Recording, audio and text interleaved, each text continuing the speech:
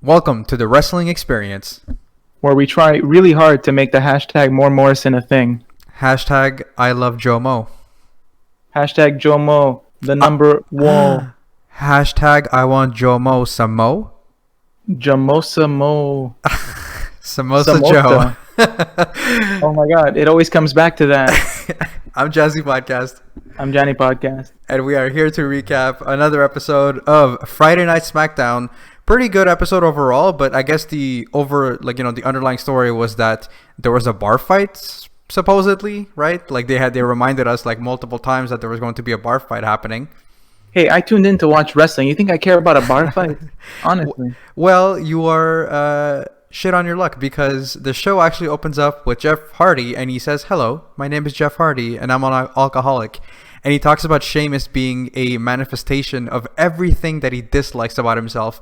And tonight, he's going to slay his demons by beating the holy hell out of Sheamus. Jeff Hardy really dislikes that he's part ginger. And then we have our fella, Sheamus, who's up next. And he's promising by the end of the night, he's going to come out on top. And that the ache from Jeff Hardy's head won't be coming from a hangover, but courtesy of a bro kick. So poetic. Wow, Sheamus was on fire. Yeah, and then we get a surprise appearance from JBL. He's up next, and he said that this is going to be a great one, Moggle, because we fight here on Friday nights. Oh my god, and that's not the last we hear of JBL in this episode. And Oh, no. I gotta say, it's all gold. Oh, it's the A+ best. material. Yeah, but the actual show, SmackDown, opens up with the role models, the gold standard, the blueprint, Sasha Banks and her buddy Bayley. I enjoyed this opening promo from the two of them. Yeah, they actually talk about greatness and the definition of greatness, and they're here to show us the new definition of greatness, and we see kind of a picture of them holding all of the belts. And, Bayley talks about how they don't just talk the talk, but we also walk the walk. And the era of the women's evolution started with them, and it ends with them tonight because the new era of Bayley and Sasha begins. Wow, truly amazing, monumental. Loved it. I did Beautiful. feel like they were taking a bit too long to lead into the whole them being associated with greatness and being in the dictionary, the definition. I know, but like that's what heels do, right? Like they Oh, want to yeah. like soak it all in, and like obviously like the performance center is booing them, and they're kind of like replying back at them and whatever. And Bayley kind of like retorts, and she's like, "Do you realize how hard it is to walk the walk when you have to carry two belts?" Like she's so Yeah. good. She's so She good. was wicked. She spit venom at that random audience member. Yeah, and then we have Nikki Cross and Alexa Bliss that interrupt them, and Nikki Yeah. is sick of their nonsense. She's yelling nonstop, and She's quite upset. Oh yeah, she's like the reign of Sasha and Bayley is over, and Alexa tells Nikki that it isn't advisable tonight because Nikki's holding her ribs, right, and she's like livid. She's talking about all week long she had been nursing her cracked ribs, and she's had it, and she wants another shot at the SmackDown Women's title. And Bayley, funnily enough, says that, well, you know what, I want the match fair and square. Yeah, using Sasha's brass knuckles is totally fair, right? I mean, is it? Was that part of the match? Was that in the rules? It could be. Yeah, but Nikki, you can have your rematch. And she says that if you can win your match against a worthy adversary, a former SmackDown Women's Champion, and she's looking at Sasha Banks, so everyone thinks that it's going to be Sasha. And then she swerves What a us. swerve. Yeah, What she's a like, swerve. no, it's going to be your best friend, Alexa Bliss. And Alexa isn't actually agreeing to this. And Nikki's just like, I'm all for it. Let's do it. Let's do it. And then she Yeah, shoves Alexa.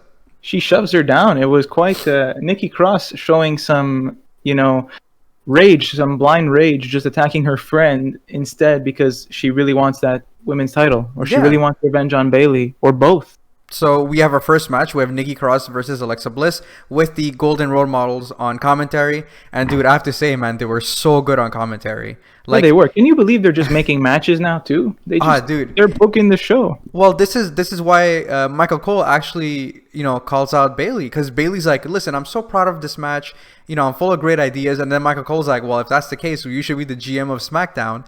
And then Sasha Banks just yells out, you should ask Vince. And she even actually impersonates Vince, and it was so amazing. It was so good. Like I thought that they couldn't actually mention Vince's name on TV, but I guess Sasha has all the power. She can do whatever she wants. She's Snoop Dogg's cousin. Yeah, My exactly. God. So She's immune. if we go to the match itself, the match starts with both women evenly matched, and you can kind of see like they do go over some quick pinfalls, and you can see that they're actually reluctant at the beginning, and they're evenly matched at the beginning, but eventually, they both heat up and they start arguing. Alexa slaps Nikki, and that actually turns out to be her downfall because Nikki just starts hitting her with multiple clothesline, running bulldog, and then she goes again with multiple clothesline, and the action is taken outside. And when they're outside, Bayley and Sasha, they get up and they start yelling to get her, and Nikki and Sasha just attack them both. And Michael Cole is having like the best time. He's laughing and he's like, yes, they got taken out, so they won't be back on commentary. But after the break, they're back. And Bayley challenges Michael Cole at SummerSlam. Yeah, that did come up in the commentary there. But Michael Cole, being, the veteran that he is, just declines the offer respectfully, saying he's retired undefeated. And, oh my God. And dude, honestly though, I would love to see this match because I'm totally a coal miner. I've always been a coal miner. I've never not been a coal miner. Even before coal mining was a thing, I think I was one and I didn't know I was. Yeah, beautiful. But towards the end of the match, Nikki was in control, but she wasn't able to put away Alexa Bliss with the Bliss Cross. She goes on the top rope for a crossbody and she misses. And while the official is actually tending to Nikki because she's kind of holding her ribs, she kind of swerves Alexa Bliss and rolls her up for the win. So a good match overall and a good performance by both, but Nikki squeaks out with the victory. So she is the new #1 contender, and she's going to be facing Bayley next week on SmackDown. Yeah, this was overall a pretty good opening to the show. I must say, the story was interesting. The whole betrayal of friends. Is their friendship over after this? Mm-hmm. The fact that Nikki Cross was mostly at a disadvantage early on, and Alexa Bliss was doing heel tactics, working the ribs, and then that turned around and looked like Nikki was portrayed as the face, despite the way she won, where she kind of faked an injury to get a roll-up victory. Interesting stuff. And it doesn't seem like that they're going to break up, because after the break, we get a backstage segment with Alexa and Nikki Cross, and Alexa says that, you know what, you got one over me. And, you talked about last week about not getting enough opportunities, but tonight you earned your opportunity, and I'm very happy for you, and they hug. And she says that now it's time for you to focus on beating Bayley and becoming the next SmackDown Women's Champion. So it seems that everything is okay between Alexa and Nikki.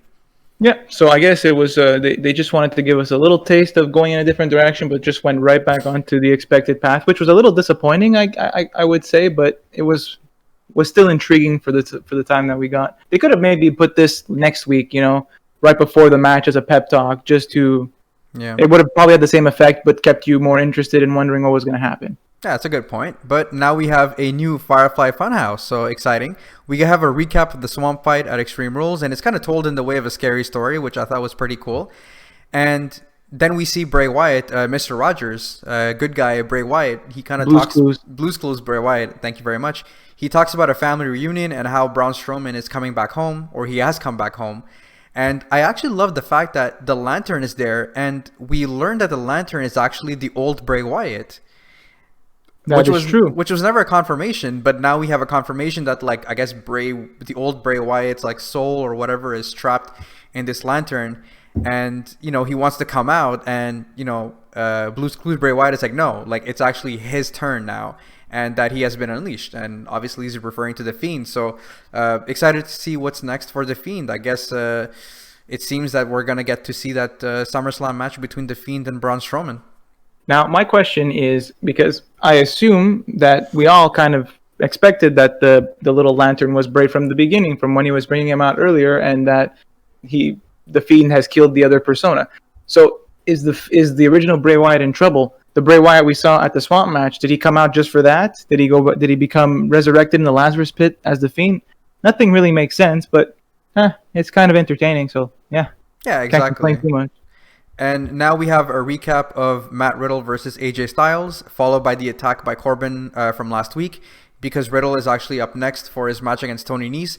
The match was really short. Tony Nese did actually get some offense, hitting him with a moonsault and trying to slow him down with a submission, but Riddle was able to fight out, and he hit him with a bunch of running forearms and ended the match with the Bro Derek. So a short but decent match to continue his winning ways on SmackDown, as Michael Cole said, completely forgetting that he lost against AJ Styles. But this actually makes him look strong for his eventual feud versus Baron Corbin.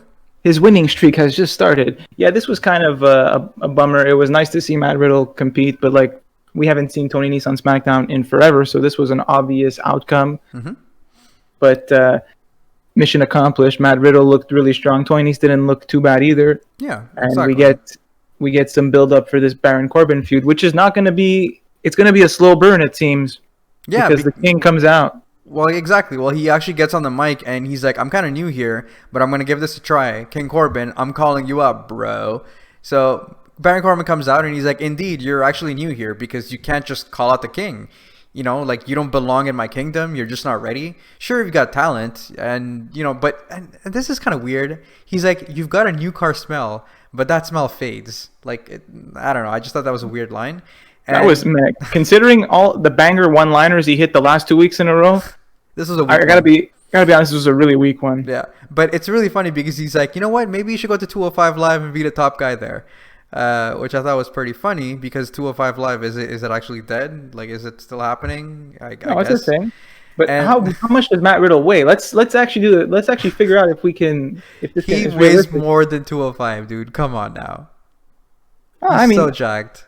he doesn't weigh much more than 205. He could lean it Yeah. out and definitely get in I guess. there, sneak it in. But you're right. As you said, it seems that it's going to take ways to get to Baron Corbin because he says that he's officially putting out a king's ransom to anyone to prove that that Matt Riddle doesn't belong in his kingdom. So it seems that it seems that Matt Riddle's going to have to get through a couple of people before he gets to Baron Corbin. Wow, Baron Corbin and his lackeys will never stop being a storyline. Now that there's a bounty on Matt Riddle's head, he's gonna have to beat a bunch of dudes, and he starts right away by cutting a promo saying he doesn't believe in his fictional kingdom, and then turns around and kicks Tony Nese, who attempts to, I guess, get the bounty and fails miserably. So that was very nice. And he said that he's going to be the next guest on the Bro Show, which I don't know if it's going to be a real show, like the Kevin Owens show, for example, but we'll have to see because we already have Miz TV on SmackDown, and honestly, that's been a knockout segment every week, and segues because guess what's coming up next? Well, we have Miss TV coming up next. We actually get to see them backstage before, and they're holding a laptop and they're talking about Naomi and her hashtag, and they talk about their own hashtags. And the Morrison is so good in this one, man. Like, just absolutely one of the best part of SmackDown. Give Morrison a chance. To a segment. I look forward to a segment every week, and it never disappoints. Yeah, but before the Miss TV, we have another look at the bar because, hey, did you know that there's a bar fight going on tonight? What's a bar?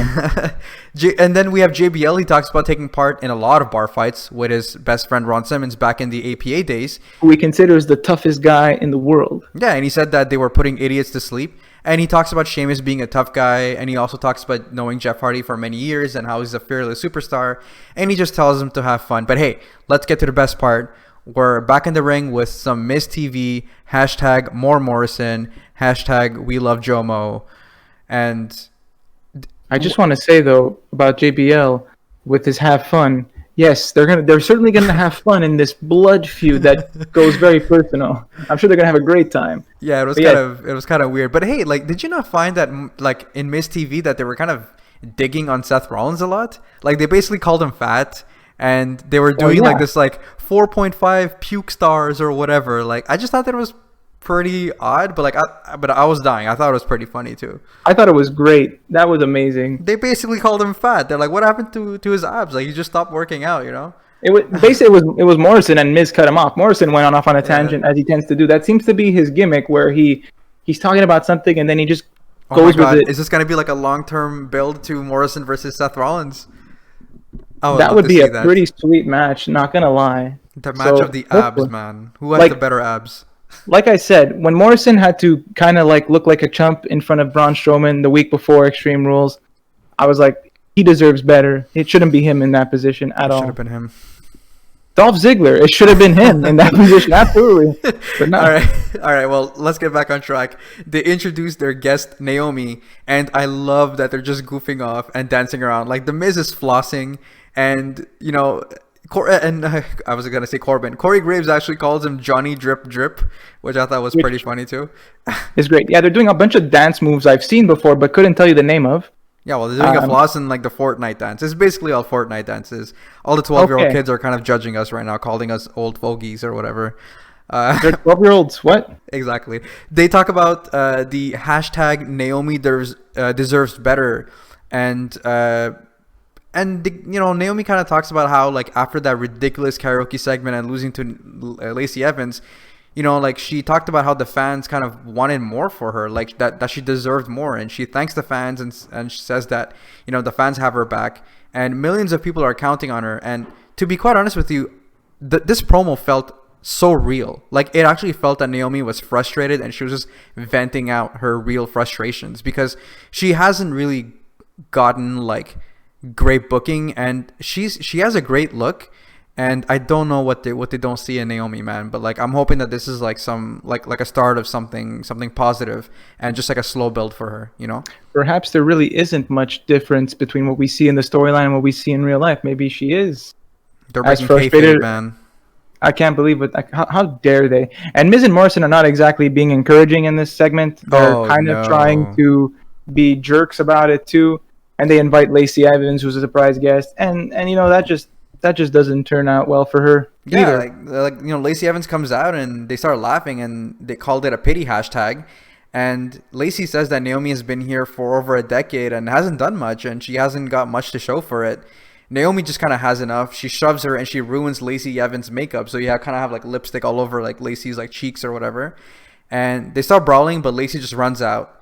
And it's really funny because like Naomi actually put on Lacey's hat and she started dancing.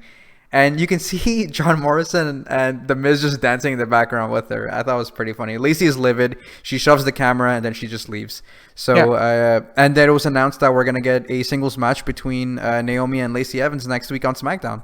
So Naomi could win and get her victory back, and we can have a blow-off match for round 3 at SummerSlam in the pre-show. Whoopee! Let's do it. But can you believe the karaoke segment was mentioned again? It was horrible. Like, seriously. Yeah. We got to forget this. Not keep bringing it up. Well, we do have, in my opinion, my favorite segment of the night. We have Big E. He's backstage. He's waiting outside the trainer's room. Kofi comes out and he delivers him the bad news that he's going to be out for 6 weeks or maybe even more. But it's good because, I guess he's going to go back home and spend some time with the family. And Big E just says, he's like, listen, I'm sorry. He's like, when the time is right, those titles will come back to them. Kofi cuts him, though. And he's like, you know what? This is the universe speaking to us. Woods is out. I'm out. And right now, it's Big E's time. And Big E is reluctant. And Kofi's like, listen, Big E, listen, you've been selfless. You've always put the group before yourself. Even when I was, going for the WWE title, you guys were always, with me by my side. So there's no jealousy, there's no animosity, but here right now it's about you. So show the world what Big E can do. Again, just amazing stuff. And it seems that we're gonna get a singles run from Big E, man. Yeah, this was truly a touching promo. I'm trying to hold back tears right now as you recited it back almost perfectly. So yeah, I do take some great notes, But yeah, the one line that I didn't mention that really stuck with me is when Kofi said, "Don't let them deny you for a decade before you take your due." So obviously referencing to Kofi working hard for 12 years before getting a title shot. And he's like, go get your own. And he actually says, "Put your meat on my meat," and they hug. Is that a thing? Truly touching. I don't know what that is, but put your meat on my meat, bro. Let's do it. Okay. All right. Let's moving on. But honestly, no, it was a great segment, and I'm looking forward to that singles run from Big E, man. I feel it's well deserved, and I think he can do some great things. That's for sure. Yeah, for sure. But moving on, we do have an interesting kind of feels like a random match, but ends up being probably the best match of the night. And we have AJ Styles coming to commentary for it because it involves him, and he should be very interested because the winner of this match will face him for the Intercontinental Championship. I don't remember if it's for next week or if they announced it or if they specified when the match would be. I don't think so. I don't recall. But this is a match between Drew Gulak, Grand Metalik, Shorty G, and Lindsay Dorado. And I hate the fact that they still call him Shorty G, but anyways, that's just my gripe. Now, honestly, what I liked the most about this match was that I did not expect the winner the winner we got to be the winner.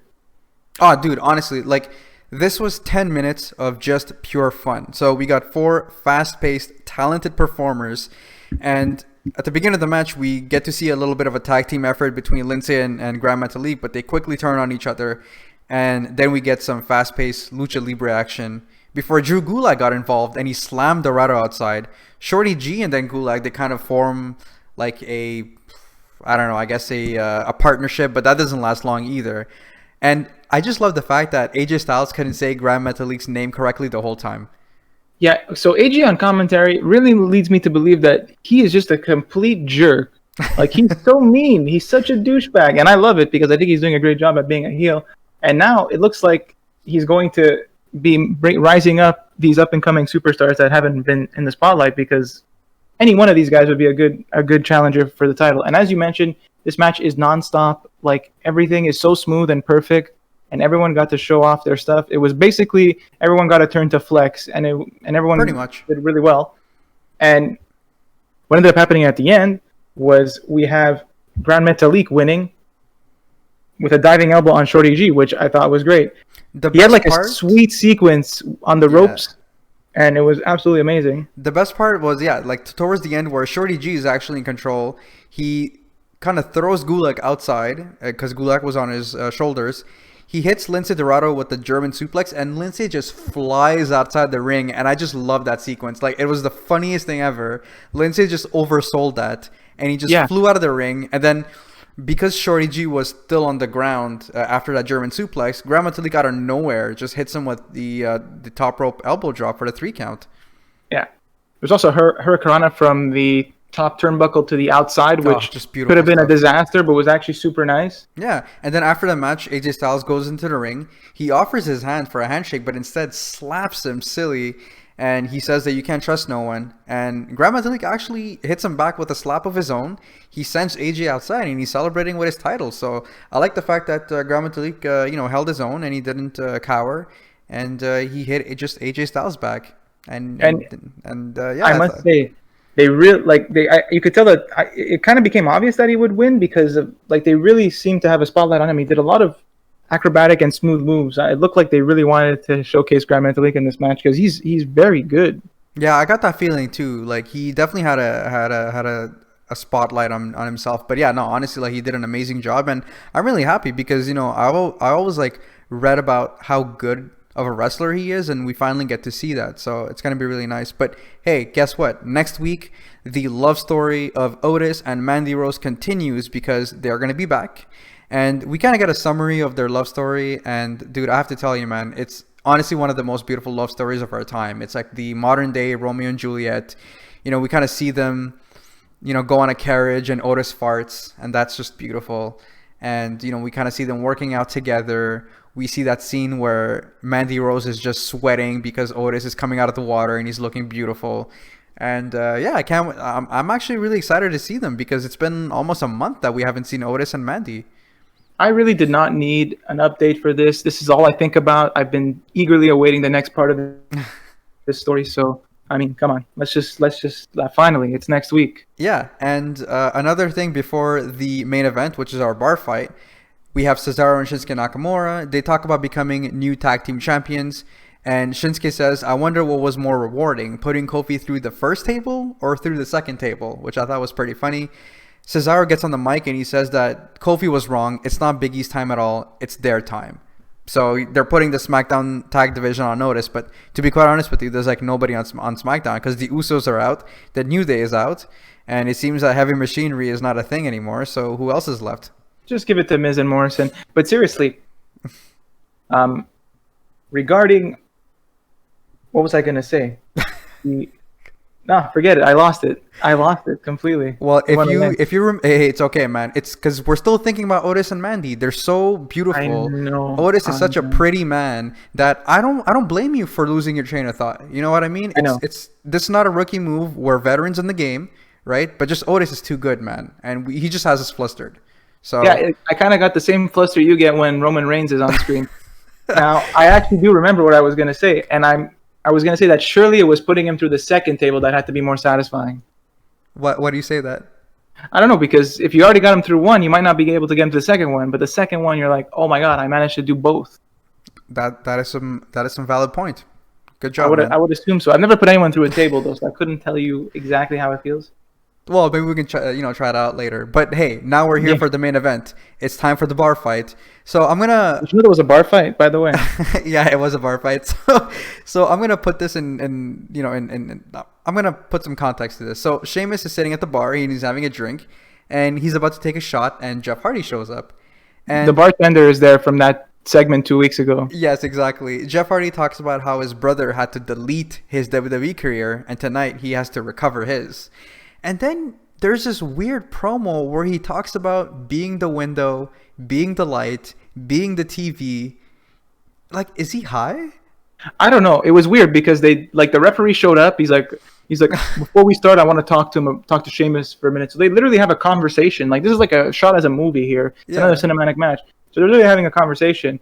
And the only thing I remember that I thought was funny is, are you still the bar? And then they were like, no, I'm the bar, because Sheamus is the part of the bar. And no, Sheamus says, "I'm the bar." You have to say it with his accent. I'm the bar. That's I'm it. the bar. So Jeff Hardy takes, I guess, a glass of beer, and he splashes the beer on Sheamus, and he starts attacking him with a couple of right hands. Sheamus fights back, and he puts him on the bar table, and then he just drags him across. He takes his shirt off, and he hits him with his patented chest punches, and he asks the bartender for the good stuff, and Jeff just launches himself at Sheamus. And he hits him with a note here. Dude, it was so amazing. Yeah, go on.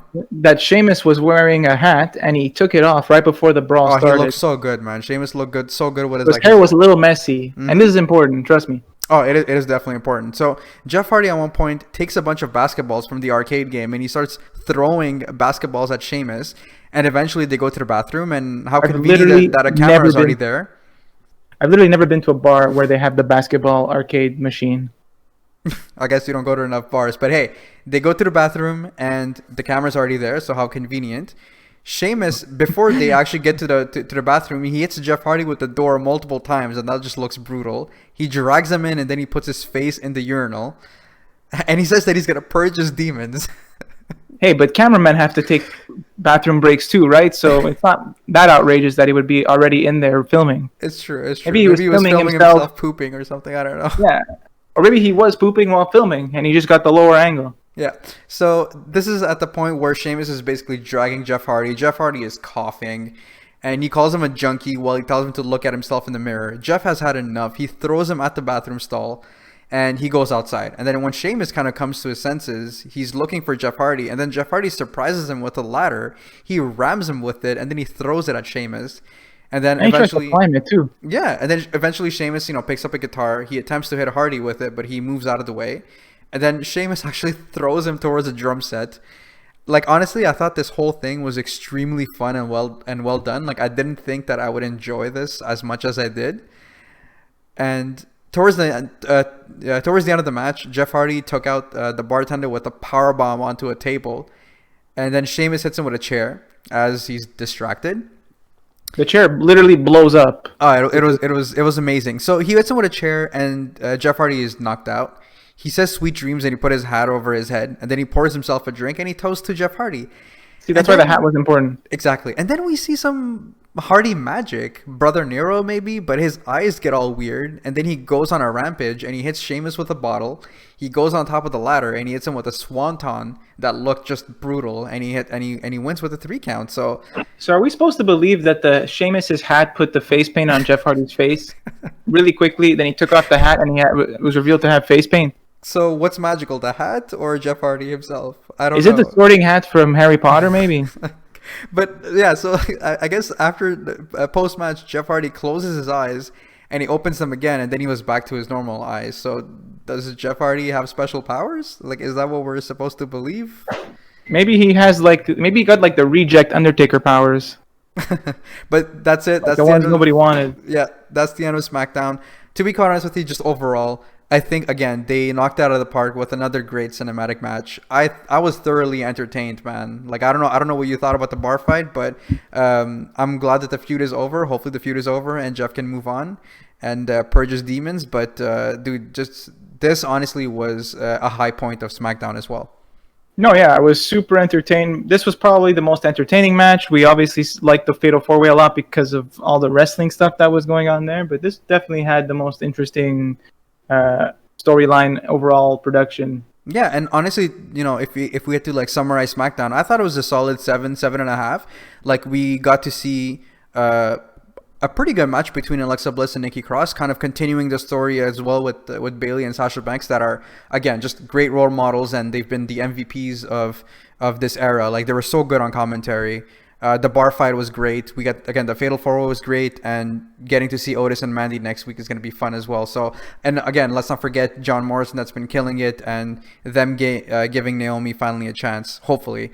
So just overall, like a really, really good episode of SmackDown. A little short on the match end. I feel like we didn't get as many matches as we got, let's say, the previous couple of weeks, but just really, really good, and looking forward to what they have in store next week. They've already announced 2 big matches. We might even see the IC title being defended. So I think it's going to be a big episode of SmackDown next week. You think there's going to be another bar fight next week? Otis versus Mandy? Like I don't know. Like what other bar fights we're gonna have? I don't know. Maybe Cesaro gets jealous that Sheamus was in a bar fight and he wants to be in the bar fight, so they go to the bar fight. I don't know. And on that note, that was our recap of SmackDown. You guys can follow us on Instagram at The Wrestling Experience. You'll find all the information in the description of where to find us on YouTube, how to find us on your podcast apps, and we will see you guys in the next one. Yo. Yes? I'm not sure what to say here. I'm tired. I'm having a rough day today. But the people look forward to the very last things you say, man. You got to keep the streak alive. You think? You don't want me to say the streak is over. No, the streak is over sometimes, you know. You can't be on all the time, right? Wow, I'm just you disappoint me. Oh man, I'm sorry I let you down. Maybe you could try for once. Maybe you can come up with something funny or clever.